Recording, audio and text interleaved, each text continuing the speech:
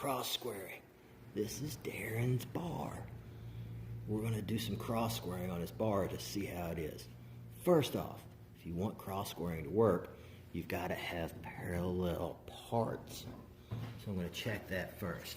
Are our parts parallel?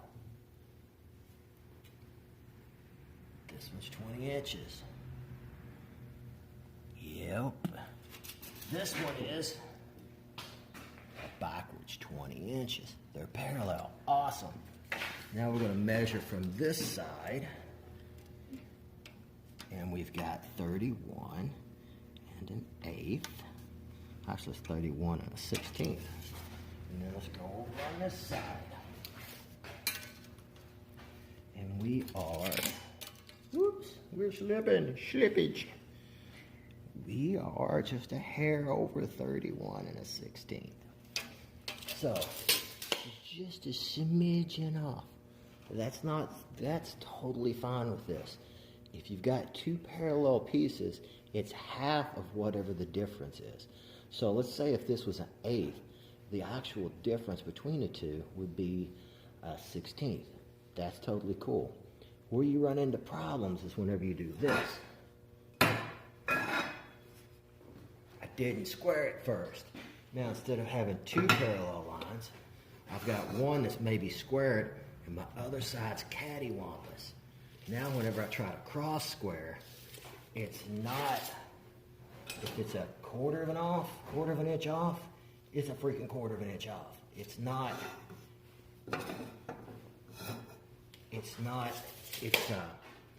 a stacking tolerance, more of a stacking tolerance than it is just a, divided among the two rails. I hope that makes sense.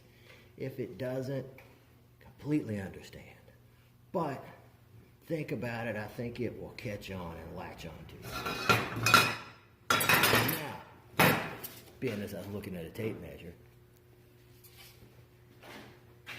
I knew some people growing up. They were builders, mind you. First house I ever lived in. Old man lived down the road, built the house. Couldn't read a tape measure for shit. This is how he grew up building houses.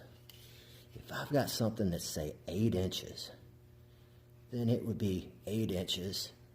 And say if it's a half, it would be 8 inches and one big one. That's 8.5 inches.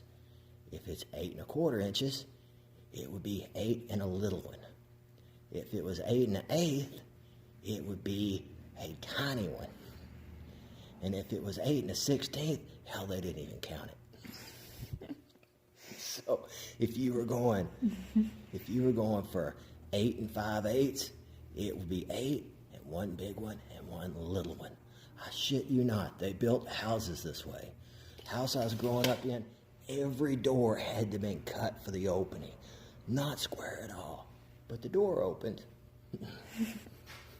All right, this is Darren's bar, and I'll add a few more video or a few clips as building the bar as we go along.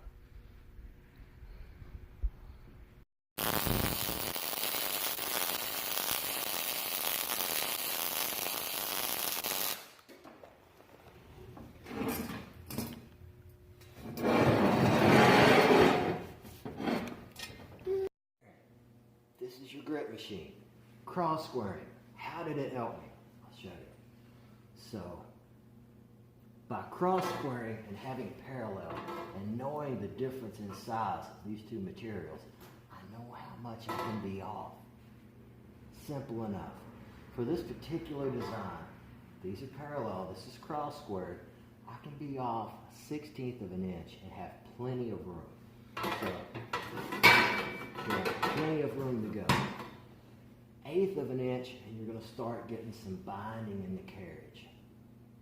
Cross squaring, if you don't know how to use cross squaring, and whenever you're lining these up and whenever you put this frame together, you really don't have a good way of knowing how much, if any, of a tolerance you have on your machine so it still works. Cross squaring, super important. So this is the result of proper cross squaring and how it works, keeping it in tolerance. Darren, I'll get her painted and out to you, buddy. This one right here is yours. See you later.